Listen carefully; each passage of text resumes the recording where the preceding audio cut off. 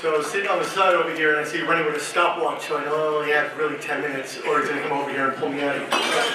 So Rennie, thank you so much, and Ray Negron and Vic Feld. Vic, love you very dearly. I wouldn't be here without your nomination, so thank you.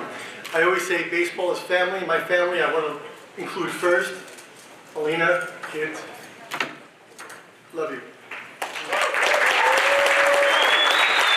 If I go any further about them, I'll start crying. And they're waiting for this because they all put a debt $100 each. I was going to cry today, so I don't want to have to pay them, so I'm going to hold back the tears. So but I want to thank them.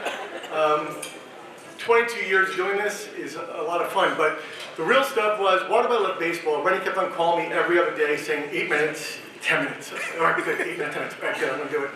So 8 minutes, in 8 minutes I'll tell you my little history. Started off loving the game of baseball. 1978, I turned on a TV set on East 21st Street, and I see this guy wearing white wristbands. I'm like, damn, this guy's cool. And he was a good-looking guy. He was on every poster in New York City. That was Bucky Dent. Bucky, I've seen Bucky before, and I told Bucky, you were my first idol. So thank you for making me so love the game. The first glove I ever had was given to me by my cousin Jason. And it said Bucky Dent. I'm like, this is awesome. This guy's the best. I wore number 20 my first year in Little League. And then from that point forward, the rest is history. So thank you, Bucky, for your inspiration. I did become a Yankee fan in the beginning. Donnie Baseball, love him very dearly.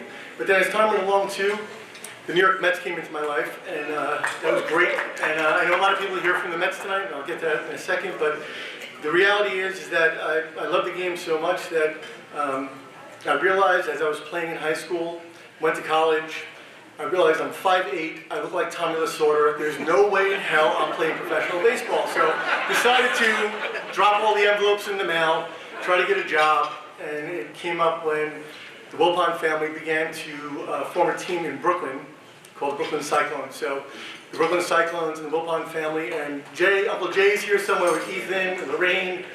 My Mets family is here, and I say family is a big word. Jill, we all worked together for many years, 21 years of my life with the organization.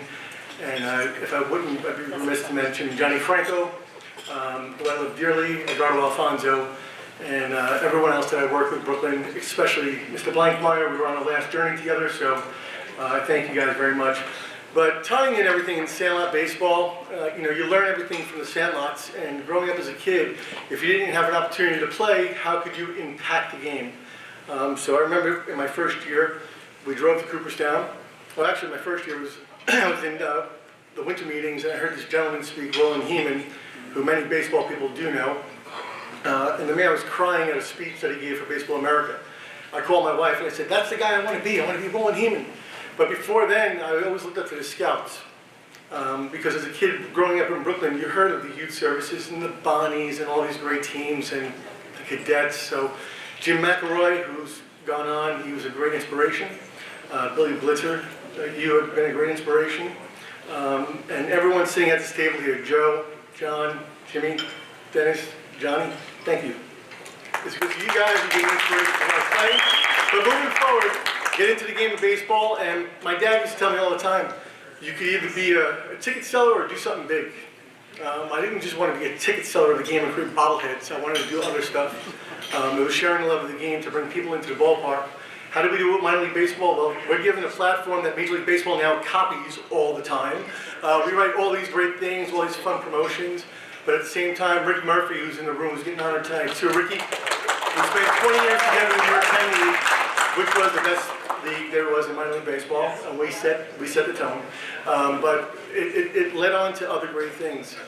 Pat O'Connor, who's the president of minor league baseball, gave me an opportunity to lead a marketing committee. And actually, I helped to initiate our first diversity and inclusion program back in 2008. I was very proud of that, as well as creating the Scouts Hall of Fame for our friends here. But in 2004, that was my Gary LaRocque from the St. Louis Cardinals. He then with the Mets. He had given me an opportunity to go to scout school, so I was very fortunate for that. But as time went along too, we looked at ways of how can we impact the game, as Rennie calls the downstate. We are all one state now. We are all one state. The city is one state. So along with some very special people, Vic Feld, Paul Buscellano, Greater New York, Jack Kaiser, who we love dearly, Eddie Blanquart, and everybody in New York City baseball, we really wanted to do more. I know with Team Italy, we started doing some stuff with Danny Colombo and the Italian American Baseball Foundation. So we're trying to really bring everything together to make the game better for the kids. I have my own son who's playing now, and watching him play is the greatest thing in the world, because one thing we learned through the game is one thing. You learn a lot, and you give back a lot. And I try to teach him, giving back is more important than anything else. And if you don't give to the game, no one is bigger than the game. Let's remember that. I always said to people on the staff, and the Ferry Hawk family, who was the new team, they're here today. Thank you for coming. And my extended family. But I always tell them all the time that no one's bigger than the game. If the game would have went on strike this year, we were still playing baseball somewhere on a sandlot or somewhere. You know, people would have been watching baseball somewhere. So it's the people in this room who make the game as special as what it is. And Rennie, thank you so much for bringing us all together, because baseball is family. Dom and Ray, I've known you a very long time, so love you guys very much, and just want to say thank you. Wait. You get an extension. You're doing so good.